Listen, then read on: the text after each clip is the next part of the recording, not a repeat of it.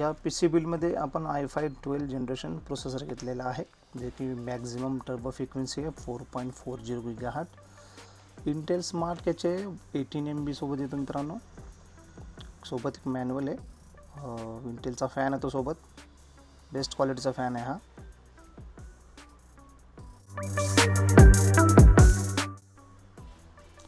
यामध्ये आपण एडेटा XPG 3200 MHz वाली 16 GB रॅम घेतलेली आहे, जे की बेस्ट ब्रँड आहे. रॅम हिटसिंग सोबत येतो.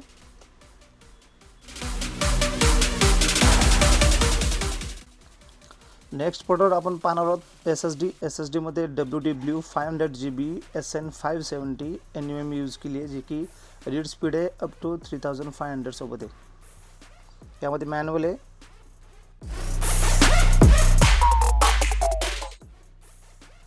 नेक्स्ट प्रोडक्ट आपण पाहणार आहोत ॲज पर कस्टमर रिक्वायरमेंट. या पी सीमध्ये आपण DDR3 2 GB graphic card use केला आहे. इन फ्युचरमध्ये कस्टमर अपग्रेड करणार आहे.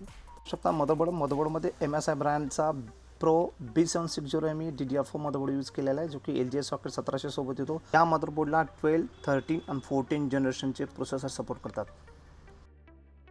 बॉक्समध्ये IO shield and SATA cable and काही ॲक्सेसरीज आहेत, आपण पाहू शकता. आणि सोबत इन्स्टॉलेशन गाईड्स पण आहे. रॅमसाठी 2 स्लॉट दिलेले आहेत. या ठिकाणी NVMe पोर्ट आहे आणि या ठिकाणी ग्राफिक कार्डसाठी PCI पोर्ट आहे. चला तर आपण नेक्स्ट प्रोडक्ट पाहणार आहोत. Most powerful part of computer PSU. यासाठी आपण डीपकूलचा PF650 watt power supply use केला आहे, जो की 80+ ब्रोंज आहे.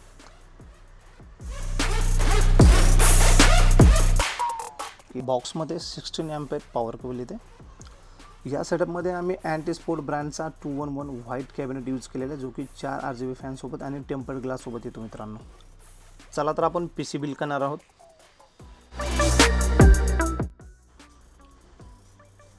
मदरबोर्डमध्ये आपण प्रोसेसर इन्स्टॉल करणार आहोत.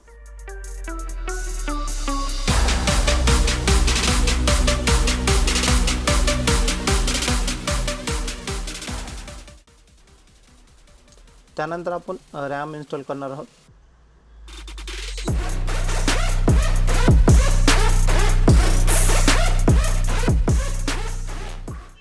SSDचे काही स्क्रू आहेत, ते स्क्रू लावून आपण SSD फिट करणार आहोत.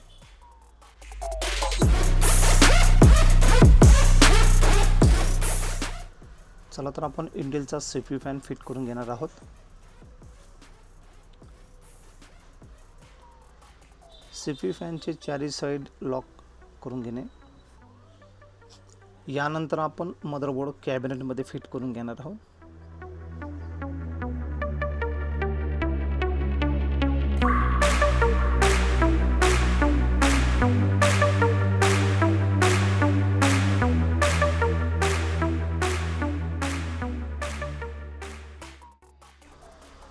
मदरबोर्ड कॅबिनेटमध्ये प्रॉपर फिट करून घेणे.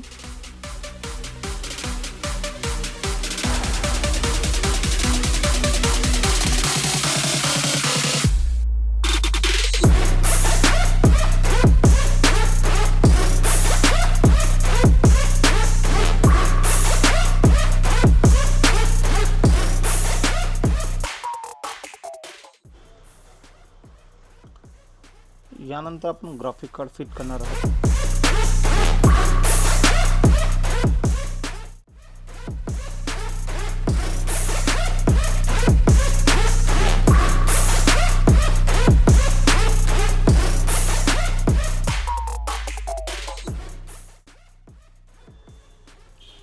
यानंतर आपण पॉवर सप्लाय कॅबिनेटमध्ये फिट करून घेणार आहोत आणि कॅबिनेटची जी काही वायरिंग असेल ते आपण वायरिंग प्रॉपर एकदम फिटिंग करून घेणार आहोत.